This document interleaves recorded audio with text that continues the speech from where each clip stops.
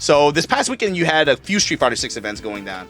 You had not only Sajam Slam in the West, which seemed like it was really successful. Right now, I want to talk about the other event that happened alongside the Sajam Slam this past weekend that was a huge deal in Japan. This was Legendus. Legendus is run by Shaka. Shaka's run other Street Fighter 6 events up until this point. This one, I thought the format was, when I first heard it, I was like, that's crazy. But seeing how it played out and seeing the response and the reception to it, it kind of made me think like, okay, that maybe he was kind of cooking. So here, I'll show you.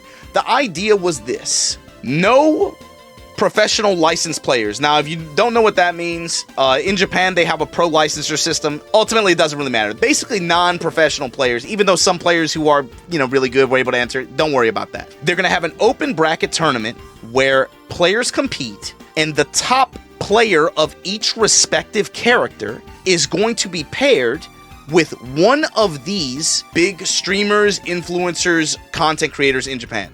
But the concept is you're representing your character. So everyone here, Shaka invited these other 24 players. Everyone registers with the character. And even the audience was separated based on character fandom. So this is pictures from Fubar Duck. Fubar Duck actually competed and he took some pictures. Friend of the channel, by the way, Fubar Duck. But they separated the crowd, and this is a huge venue too. I believe this is where they did gymnastics for the Olympics in Tokyo. Basically, when you register, you say, I'm gonna play this character. And they had you seated based on what character you played. So the whole point is, it's not just a standard double elimination bracket.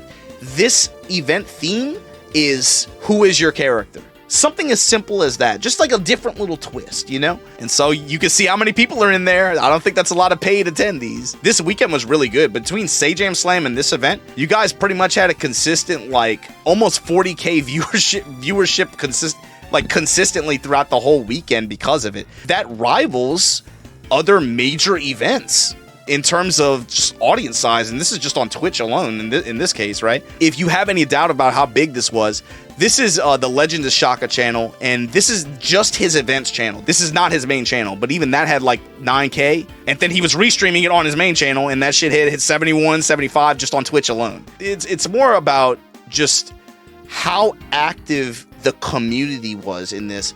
And we're not talking about just the top level players. This was an event that catered to everybody else in the middle, everybody else that's in that hunt. And that's one reason why I think that it resonated with so many people here. Your game needs this kind of thing, especially, I think if you want to try to punch a glass ceiling, it needs stuff like this, and it needs stuff like this to be put on a big pedestal like that. And like I said, the first event, they had a open bracket tournament. So this is grand finals, and it comes down to Yukari playing Blanca, modern Blanca, by the way, going up against Akutagawa's Manon. The top placer, the first place, the winner, was a Manon player. The organizer of the event, Shaka, signed up as Manon. So for day 2 of the event is the 2-on tournament. So the top 16 placers for each respective character that they got, they're paired up with 15 of these other players for that same character. So now the 2 Manon players have to fight the 2 Dawson players, have to fight the 2 Guile players, have to fight the 2...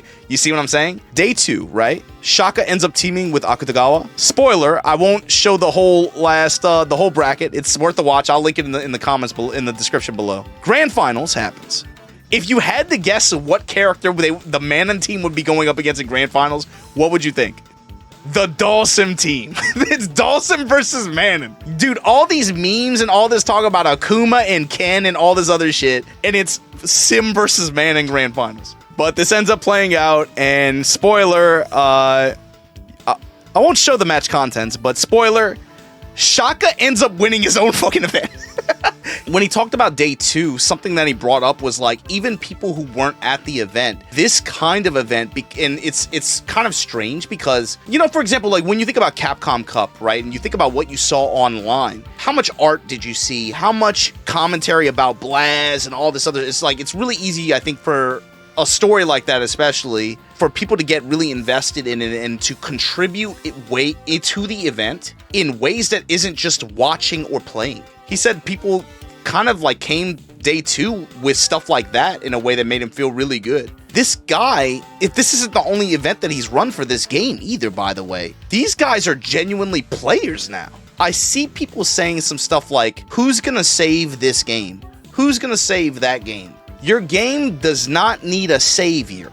It needs people who want to do shit, who want to play, who want to run events. It needs people who want to talk about the game and want to make shit and make content for it. But first and foremost, and these two parties are included in this, it needs players, bruh.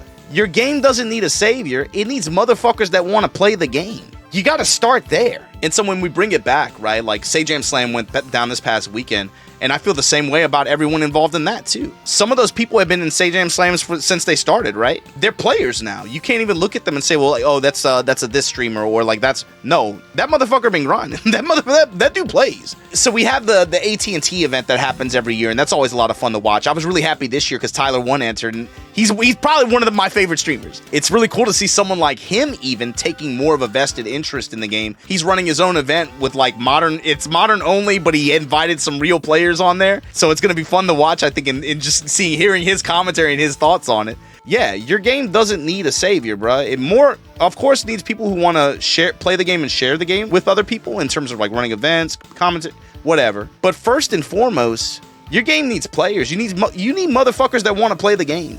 Maybe we should be trying to do more than just double limb single entry bracket. You know, maybe having more twists on how we do our competitions or something like that. It feels like when it comes to competition for the game, I can't help but feel like we become really static and dependent on net play, double limb bracket, single entry, double limb bracket. When I'm watching other people experiment and try so many different formats, and it ends up just attracting way more people than just the people who are in the hunt for this EWC ticket or for these Pro Tour points. But anyway, congratulations to, of course, everybody who was who competed in Sajam Slam, but also congratulations to Shaka and everyone that was a part of this event. This was pretty sick. And yeah, I look forward to seeing what happens with the Tyler One event. Hopefully you guys can give him hopefully he catches the bug. I want to see him grind some. I want to see him actually pull up and play the game. All I wanted to say was, yeah, your game doesn't need a savior, bruh. First and foremost, your game needs a player. And then, are you a player? Are you that guy? Can you be that guy? Can you be a player for the game? Stop tweeting. Play the game. I'll catch you guys next time. Everybody be easy.